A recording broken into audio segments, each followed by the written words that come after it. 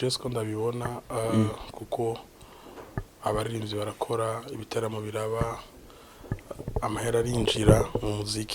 umuziki wacu awugeze ni heza ariko turifuza yo kugera heza gusumba ahubwo umuntu neglige UMC sindamutahura kuko UMC nakazi gakomeye nakazi gashobora kubeshaho umuntu neza example nka jewe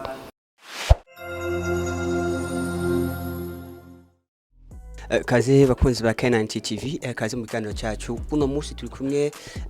na MC Ami Pro ni MC mu manza zitandukanye mu biteramo bitandukanye ni umumenyeshamakuru kandi w'amakuru y'abaririmbyi kuri Radio Buja FM akaba kandi n'umumenyeshamakuru w'ikiganiro Ambiance Love kuri Buja FM nyene umumenyeshamakuru kandi amaze imyaka myinshi mu mwuga ariko no radio nyene Buja FM ndetse n'ahandi hatandukanye MC Ampito aramukije cyane fresh asante mambo ni fresh sana ndashima Imana alhamdulillah kuno munsi Amipro mudukundire cyane tubavugishe ku bijyanye n'umuziki muri rusange hano wacu mu Burundi ariko kandi twaca no kuri career yawe y'ubu MC no umenyesha makuru dore kuri ku byo muziki hano wacu mu Burundi musanzwe munakurikirana cyane mbega hano wacu mu Burundi abavuga ku muziki uri hasi cyo ko kuri hasi bon Jesko ndabibona kuko abaririmbyi barakora ibiteramo biraba amahera arinjira mu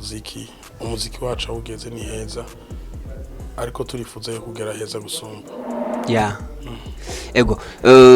kubona kuronka ama views kuri za YouTube na cyane ko niho abaririmbyi benshi bakunda kubirabira bakurikiranwa ariko kandi no kuzindi mbuga arabakoresha kuri za Spotify n'izindi zisanzwe zinariya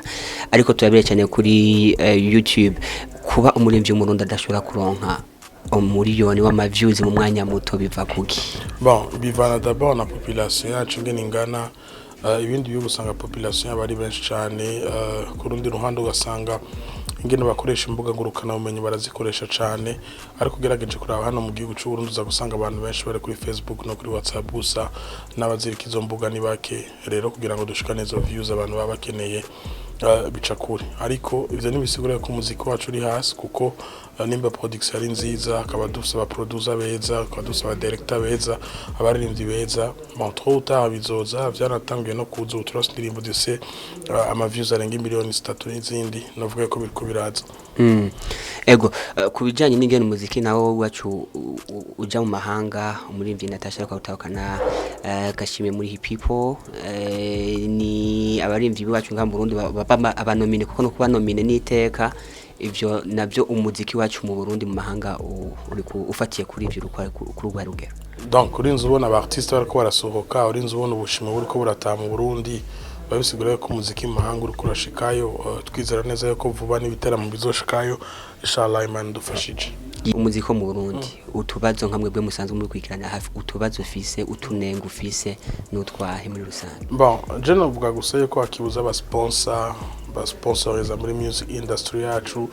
basponsoriza abartiste bacu kugira ngo nabo nyene bashobore gukora ibintu bikomeye tsina abartiste baritanga production nziza aba director barakora ama video meza sponsor iracabuze baracabuze n'agateka kabo kugira ngo kaze kabakingira ibikorwa byabo bishobore gushika kure vyorosha muri rusange ho cyako gwiki ku rwego rw'abaririmbyi canke ku gihugu bon nibaza yuko gouvernement yariko kubifata mu maboko yariko gufata amaboko kino kibazo c'abaririmbyi kujya tubona ama football ironka ama sponsor menshi kujya tubona basket iri kiratera imbere n'umuziki ugatera imbere kwajya gouvernement imaze gufata ikintu mu maboko nta kiba gisigaye habazwe gusa yuko kino gitera imbere ego murakoze cyane kungera mutuyagiye ku byekere muziki hano wacu mu Burundi ariko tuje kuri career yanyu duhere ku MC Ami Pro yumviye ryari gufata cyane n'ugwa rubanza rwa mbere yafashe muri jambo nk'umu MC hareze imyaka 9 hareze imyaka 9 nari ku ntebe y'ishure niyo nabitanguye mu ma club ku ishuri ya vendredi hama ndatangura ama kermesse buke ndatsinda ndashika aho ngeze no munsi ndabishimira Imana.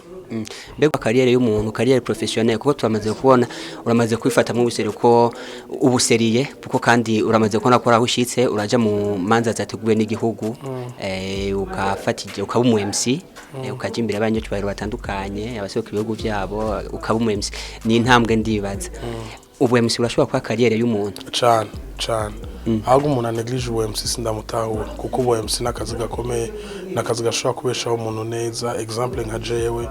ubu MC burambeshejeho, ndamaze kuja mu bihugu ntari nzi ko nzojamo kubera ubu MC. Naragiye muri Guinée muri competition y'aba MC 2019,